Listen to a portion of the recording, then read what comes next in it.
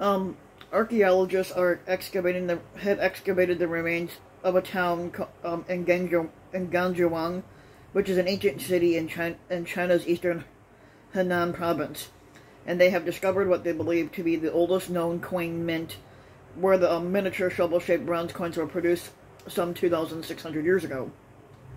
Their research that was published last week in the journal Antiquity, it gives weight to the idea that many people thought the first coins were minted in Turkey or Greece, but now it's not. So now it's long been thought that the first coins were produced in China. The walled and moated city of Gangjuang was established about 800 BC, and its foundry, where the bronze was cast and beaten into ritual vessels like weapons and tools, opened back up in 770 BC, according to the Haojiao. I'm not sure if I'm saying that one right. An archaeologist at Jiangsu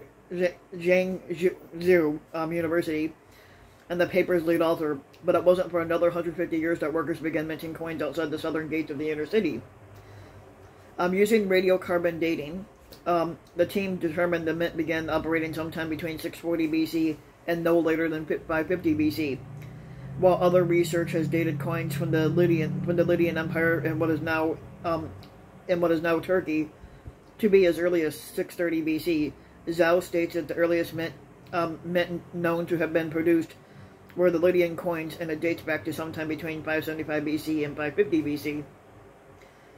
The Gangjuan Mint, Zhao says, is currently the world's oldest known securely dated minting site.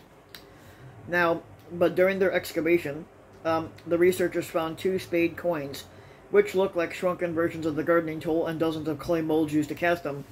One coin was in near perfect condition, just shy of about 6 inches long and about 2.5 inches wide. The bronze coin weighed about 27 grams, or less than 6 sheets of the standard-sized computer paper. Coins are often found bundled together and completely lacking any of the original context of their production or their use, says a guy named Bill Morar, who's a professor of anthropology at the University of California, Irvine, and he's the director of the Institute of Money, Technology, and Financial Inclusion.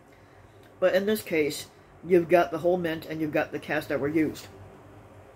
The completeness of the discovery is what's remarkable, says Maurer, who was not involved in the research, but finding both coins and their molds is what allowed the researchers to radiocarbon date the mint, lending weight to their assertion that it's the oldest known in the world.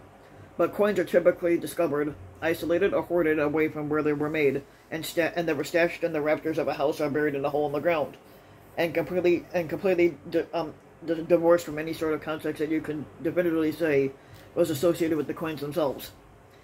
If such coins are found with evidence, basically, of fire damage, researchers can radiocarbon date them, but they won't be sure if that burning has anything to do with the time period during which the coin was first cast or used, or if the coins were instead burned in a haphazard fire.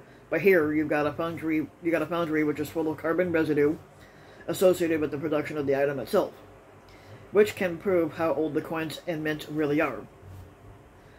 George Selgin, who's a director of the Center for Monetary and Financial Alternatives at the Cato Institute, says that while the discovery is impressive, it doesn't change our basic understanding of when the first coins were produced, and it doesn't necessarily mean that China did it first. That's because while this research proves how old this particular Chinese minting and its coins are, it doesn't definitively conclude that the Chinese remnants are older than the Lydian coins itself, and it's often cited as an alternative starting point for coinage, says Selgin, who was also not involved in the research either. But Zhao and his team speculate that the mint's location, close to the presumed seat of the official city administration, could signal that the minting activities were at least acknowledged by the local government, but they hasten to add that conclusion can't yet be drawn. The political involvement in the spade coin production remains an issue for further research. There are 2 prevailing theories about the origins of the money: that it was created so that merchants and customers could barter, or so that governments could collect taxes and debt.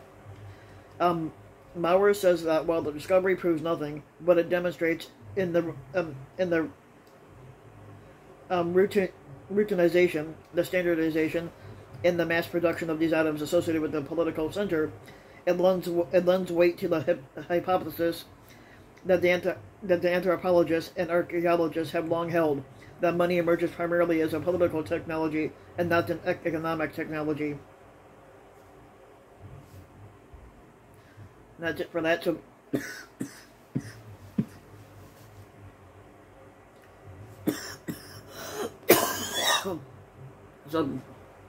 Sorry. So if you like the video, give the video a like and subscribe to my channel, RBW King, and also hit the notification bell so that you'll be notified when a new video comes out. And thanks for listening.